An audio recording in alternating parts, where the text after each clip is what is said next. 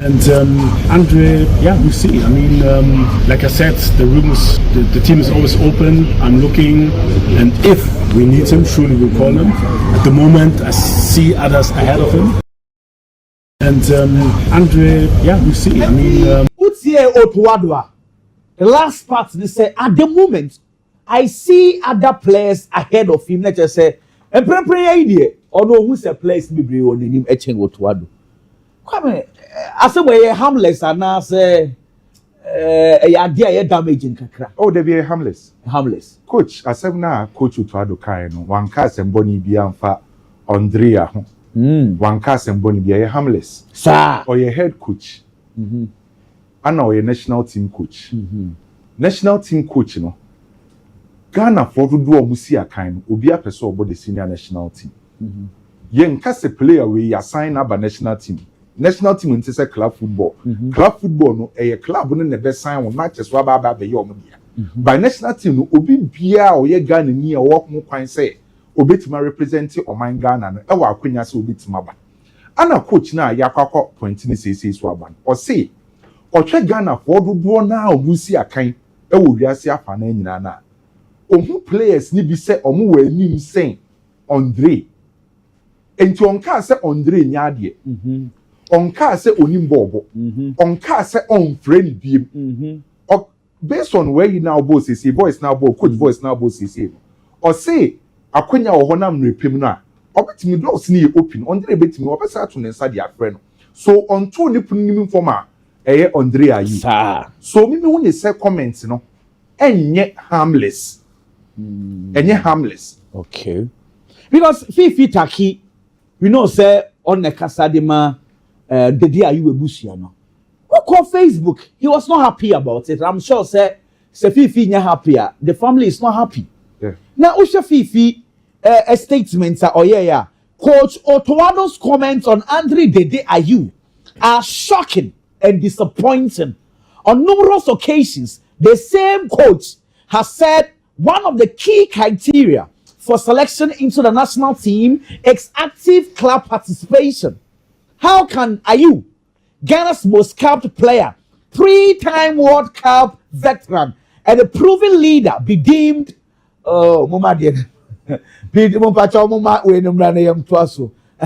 be deemed unworthy? And even when playing well at his club in France League, DEDE AYEW'S or AYEW'S legacy and commitment to the Black Stars are undeniable. His experience, leadership, and track record in major tournaments speaks volumes. It is baffling that a coach who failed to qualify Ghana's for this year's African Cup of Nations would casually dismiss the contributions of a player who consistently delivered for his country and is playing week in and week out for his club.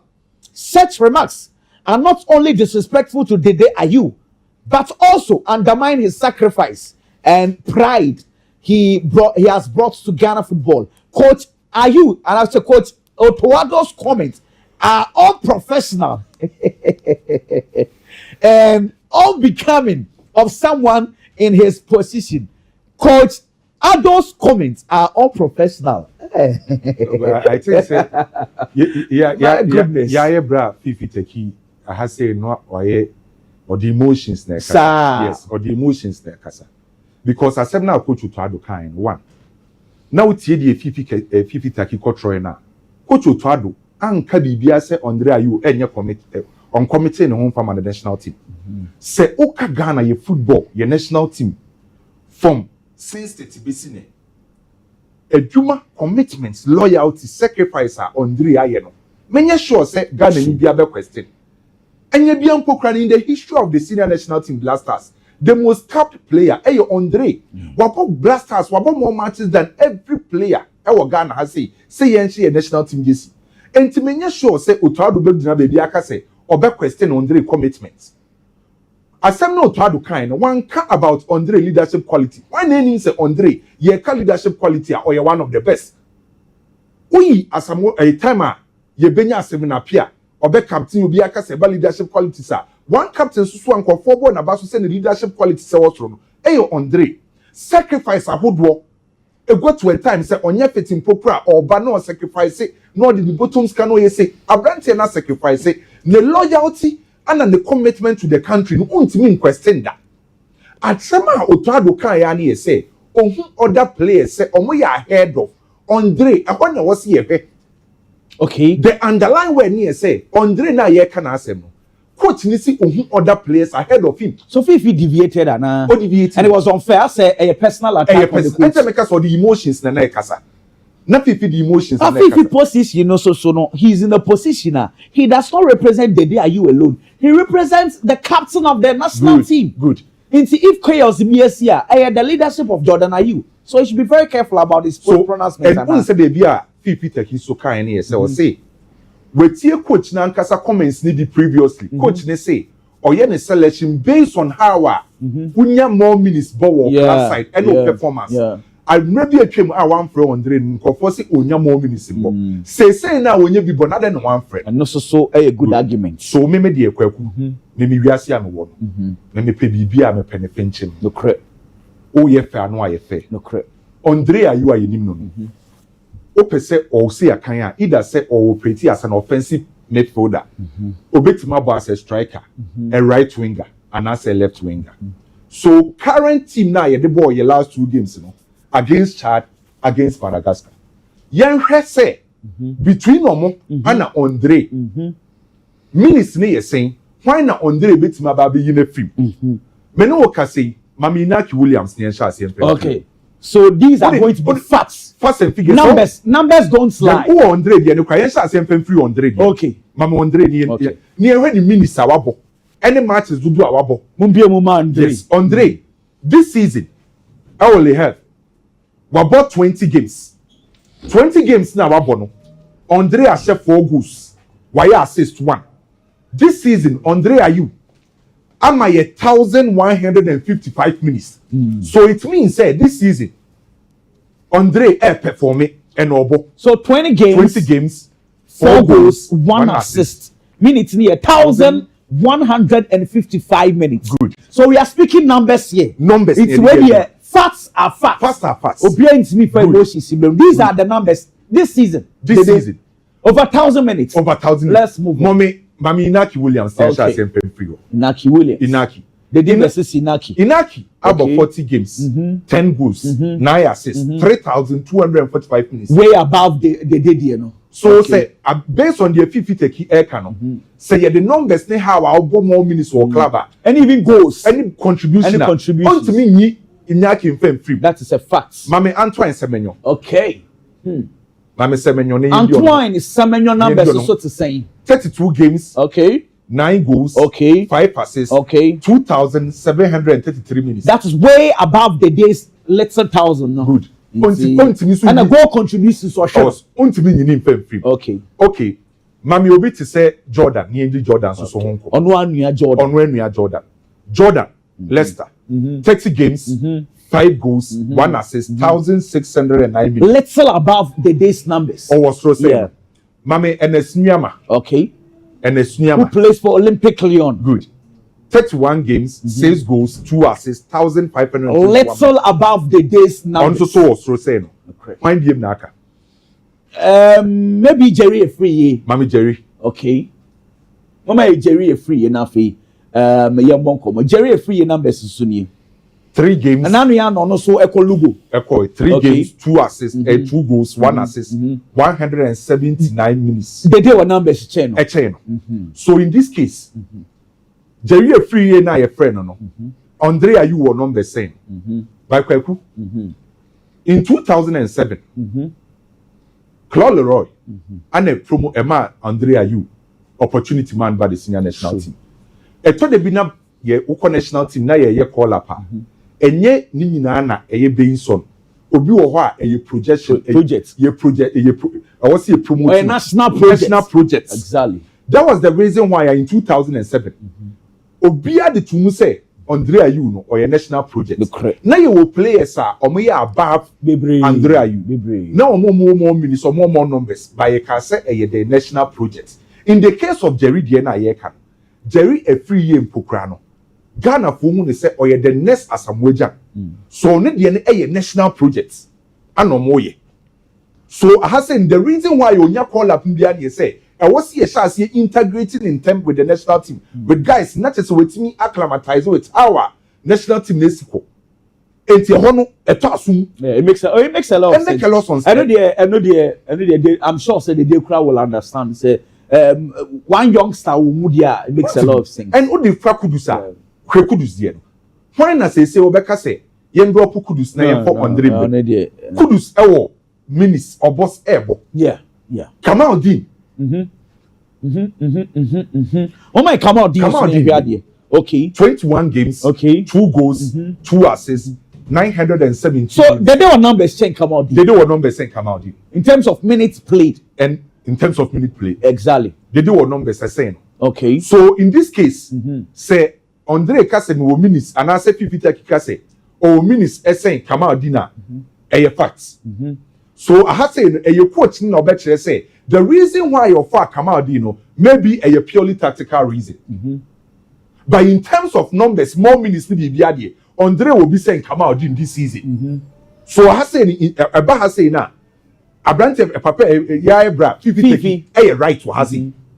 In terms of facts and figures, or you're right to Hasi. But Kwame, you see, before so no okay. Christopher Bonsu Ba. Bonsu Ba.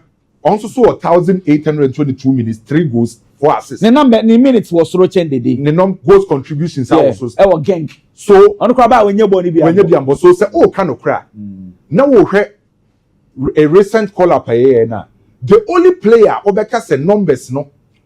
Andre be also a Kamal Dean there. And a Jerry.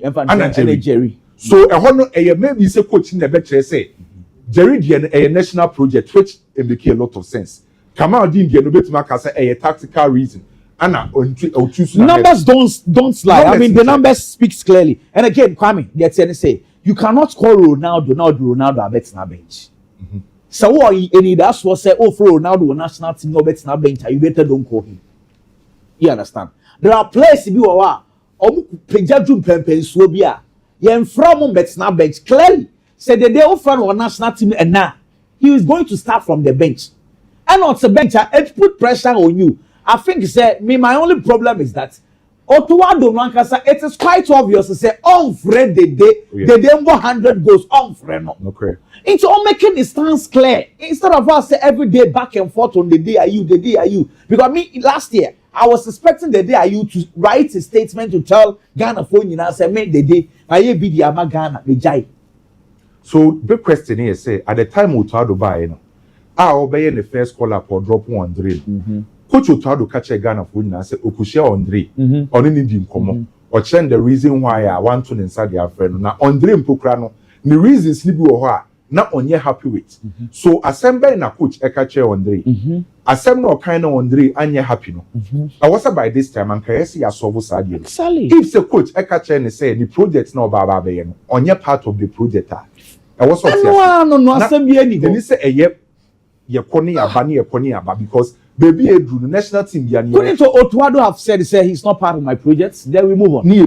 So omani clear say will be project ameba be no on your part enko fasa answer back and forth to be honest with you asem na OTTO kan and say players ni be omo ya ahead of Andre e wo no ni coach ni books ni no at the end of the day say coach ni failure you coach ni e be blame no so coach no say ohun players be ahead of him maybe he say compare pana majority of players on one national team ni say no majority of them who dey no crack as some way ahead of the frontier was say ye bra fifi and ya ma me boa me pese me catch the fifi no or the emotions as I say I think say omo bend the no so M1 no dede ade a wa be ya ma Ghana no kakraka esun papa enye say drum pempen so a the day are you you are denting this guy's image. Look at the legacy. Why don't you invite this guy to master? What is that? The problem back here say enye Andre Ukrao she Asamoah Gyan. It seems say Oma Babeli did the national team no emrebidru na omo kwa how are ombe free team no. Come on. Enye fe how are ye mo free team no. And why would they also say my ye be My big in person, big in perpetual Wadaroma. Otuado asem no kan no. First of all, there was nothing wrong with it, and there is nothing wrong with it. Otuado na Black Stars coach. Otuado na be the kind of player on only few say. Player na be fit into his scheme of work. Our Black Stars. I will be the player na ye juma. And so therefore, say you be so Otuado about 100 DEDE Ayew. No Otuado kase. 100 DEDE Ayew for now, as we speak, he sees other players ahead of 100 DEDE Ayew. Otuado nka asem boni bia. The Otuado actually say clearly. Players on only form say siano. On only few say at this moment, I'm not any money more show. And I'm going to bet me a buano. I'm on a jumana or yeno. And so to me a conkain. If you are looking at the list of players and after attackers on the ball Black Stars in the last qualifiers and I a boy now. Per statistics are coming with the two screens so no clearly. They are trying to say there are players are under you numbers. I was throw at the chain on my dear. Mijitum. But even with those players in Impono, there are caveats. Caveats in the sense that you can't carry a free as a man. Kwame can say he's a project. There are countries like England that omudi to walk otmo, omudi we mo, equal World Cup, equal kwatanase, omo nya minutes ambo. They just took them to the World Cup. So omo kwatanase no mo shebi keke. No mo nya feel of the senior national team. No mo understudy the senior players because omo ni se mranti ani wo quality a maybe beba the Three Lions. It's a player be a friend into the national team. And a chase chinchina kind. And also what's our numbers no, especially when the player is a young player.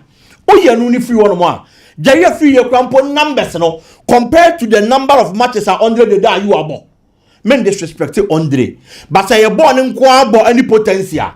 Now you the level of the league at your free more. Met me I say Jerry free a potent than Andre are you kindly. Because he's played 3 matches, watched 2 goals, 1 assist, and a 3 goal directly, and advanced and contributed to the club. The only at the end say Andre is a big player, and the league are obono. I was so at the chain leveler, there are free uses, no doubt. Come out, Dean Suleiman, I mean, the kind of quality of Branty Nikita.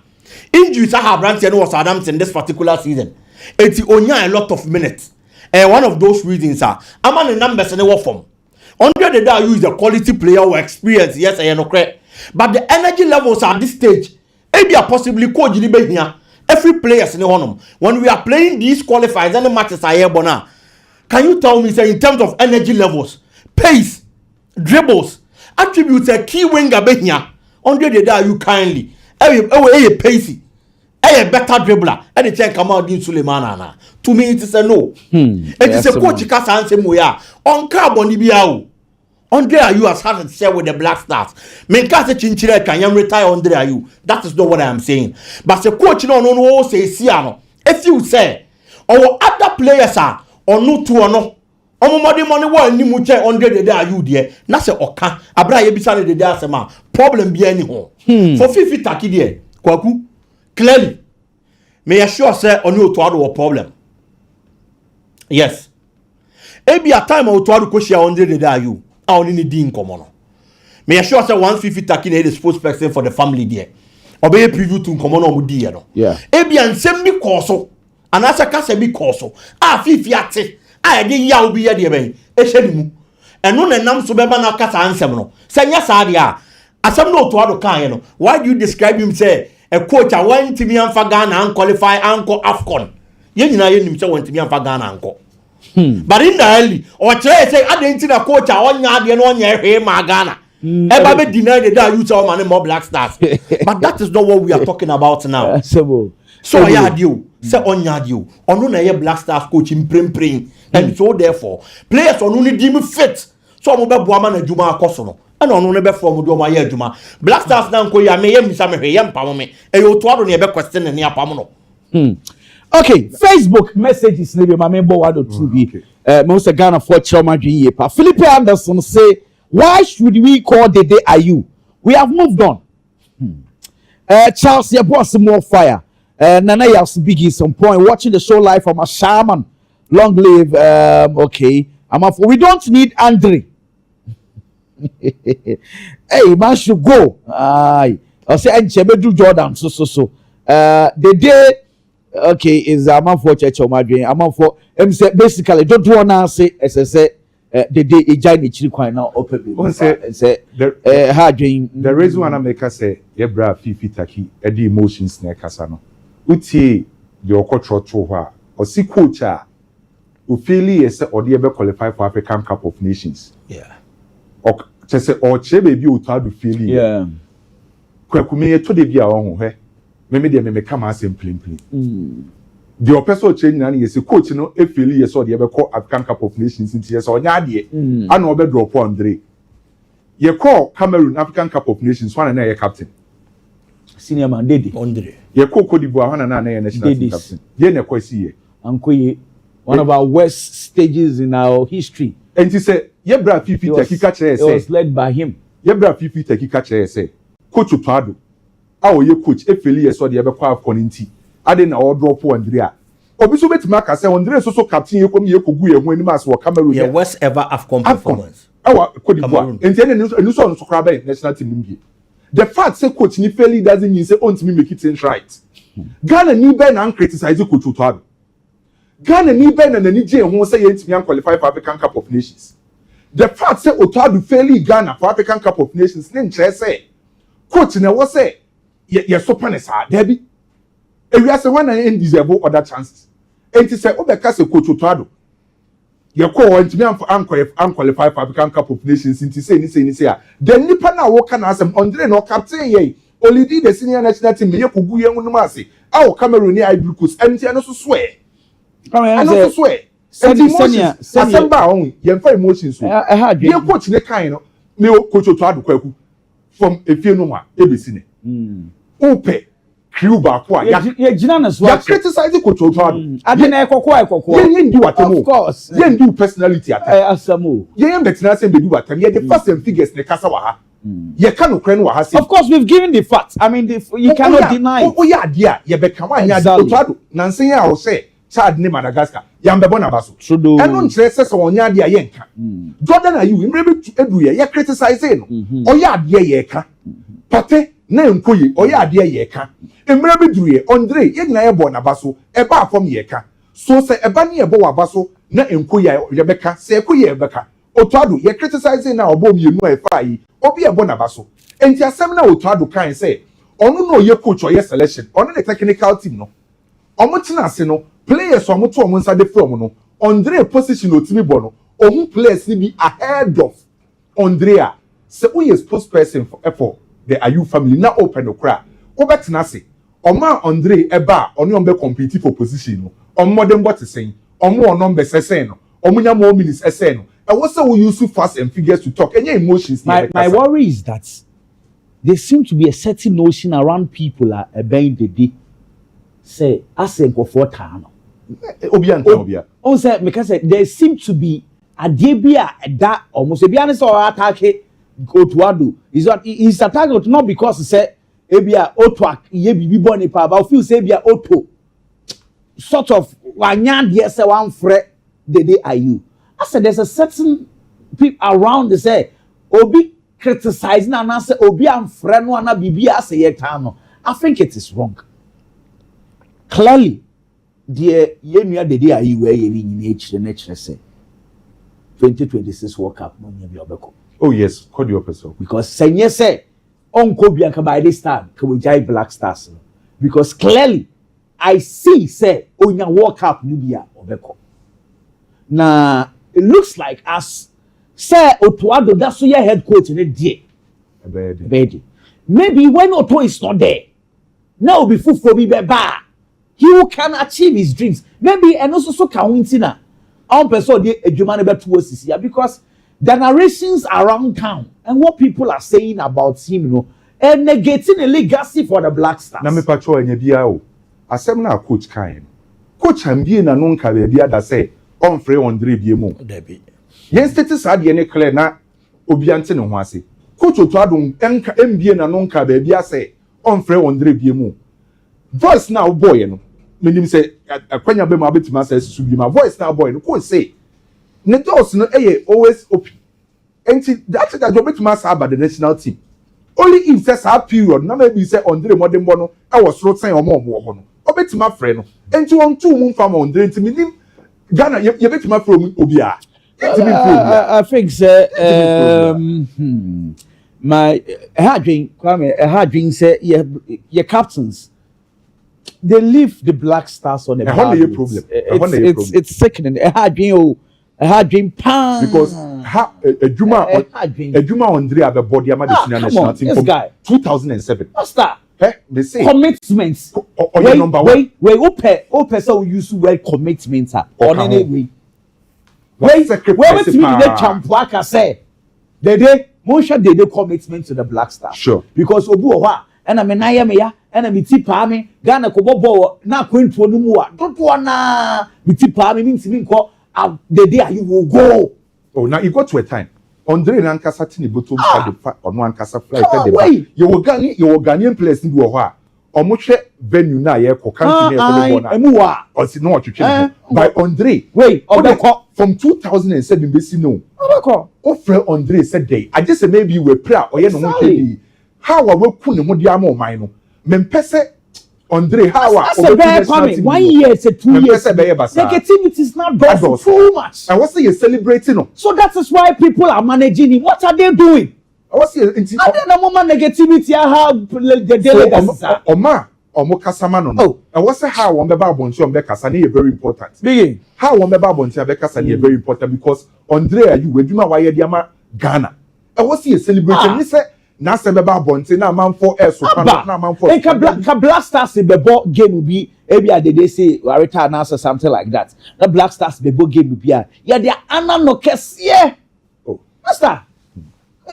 Big young cause na hard we are here Jordan Femwe football was so captain Shana was so bi ya me yo pian na fe was so legacy kakra wa ye no also be metu because ekoya to say captains for you know musuban ya ye what I say?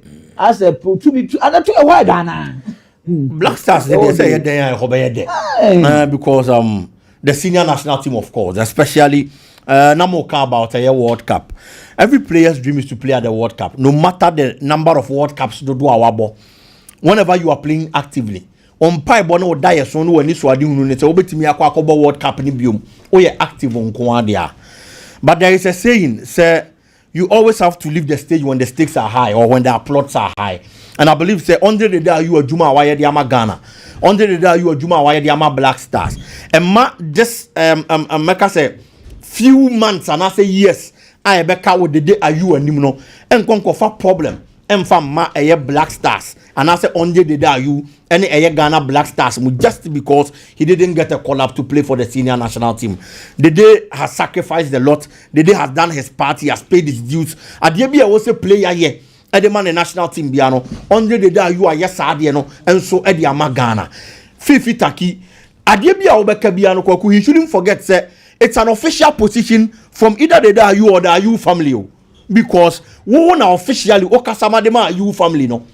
It does that mean say asemi our bonti ababa bekain the position of the whole family ana obi fan star the person is not far from right because officially una oye de ben okasa edemo yes na o draw certain lines. It is not going to help the brand Andre Ayew as a player I build all these years and so ediama ne ho and in the football career kwaku Andre Ayew Black Stars in you say on money forever but kwan obefa so obekono I was say ya dia ebe hia Fifi Takimo ene omo manage Andre. Okay, let's say uba bibimu na wo kwa.